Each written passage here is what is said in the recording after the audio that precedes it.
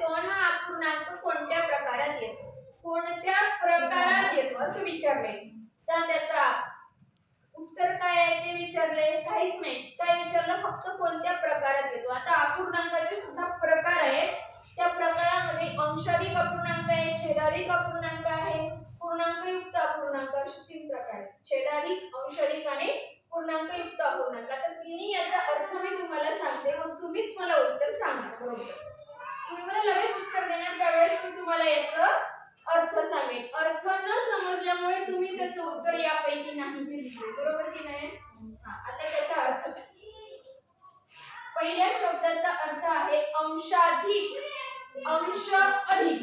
अंशाधिक म्हणजे अंश अधिक आहे. अंश कशापेक्षा अधिक आहे? छेदापेक्षा. मला सांगा, छेदापेक्षा अंश अधिक आहे का रे? म्हणजे मोठा आहे का? नाही, छोटा आहे. म्हणजे हे उत्तर येईल का रे?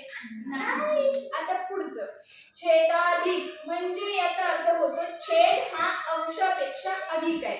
छेदाधिक, छेदाधिक म्हणजे छेद हा अंशापेक्षा मोठा आहे. मग काय करे छेद अंशापेक्षा मोठा? अंश कोणता आहे? 1. छेद कोणता आहे? रेषेच्या वरचा असतो अंश आणि रेषेच्या खालचा आहे छेद. बरोबर की नाही? मग छेदाधिक म्हणजे छेद हा अधिक आहे. कशापेक्षा अधिक आहे? अंशापेक्षा. आहे का? मग उत्तर काय येणार? हे उत्तर काय येणार? छेदाधिक. आता काही म्हणतात पूर्णांकयुक्त अपूर्णांक. स्वरा बरोबर की नाही? पण पूर्णांकयुक्त अपूर्णांक कशाला म्हणतात?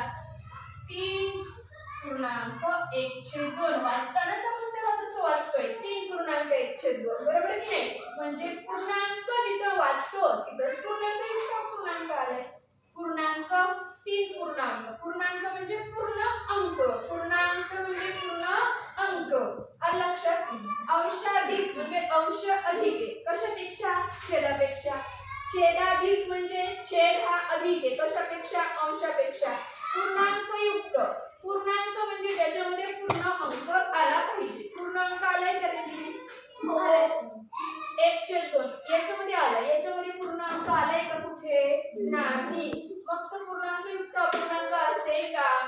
नाही. मग यापैकी नाही उत्तर येईल का?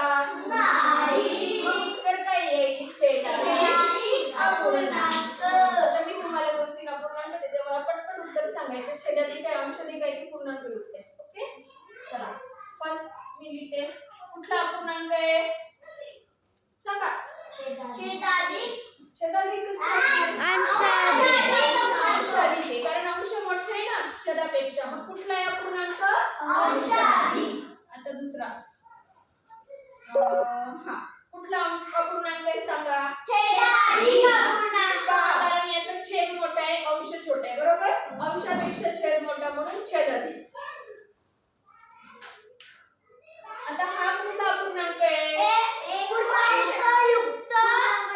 कुठला आहे? अपूर्णांकयुक्त अपूर्णांक. पूर्णांकयुक्त अपूर्णांक म्हणजे पूर्णांक म्हणजे पूर्ण अंकयुक्त अपूर्णांक. पूर्णांक आहे आणि पुढे अपूर्णांक म्हणून पूर्णांकयुक्त अपूर्णांक. अर्थ त्या शब्दांमध्येच लपलेला आहे रे, फक्त शोधायचं आहे. बरोबर की नाही? शब्दांमध्ये अर्थ आहे. गणिताच्या प्रत्येक शब्दामध्ये अर्थ असतो, त्यातच लपलेले आहे की नाही? म्हणजे पूर्णांकयुक्त जर घ्यायचं असेल तर सोपी पद्धत अजून लक्षात ठेवा. पूर्णांकयुक्त कसं लक्षात ठेवायचं? त्याच्या पुढे कुठला तरी अंक येईल आणि पुढे अपूर्णांक सुद्धा येईल. तो झाला पूर्णांकयुक्त.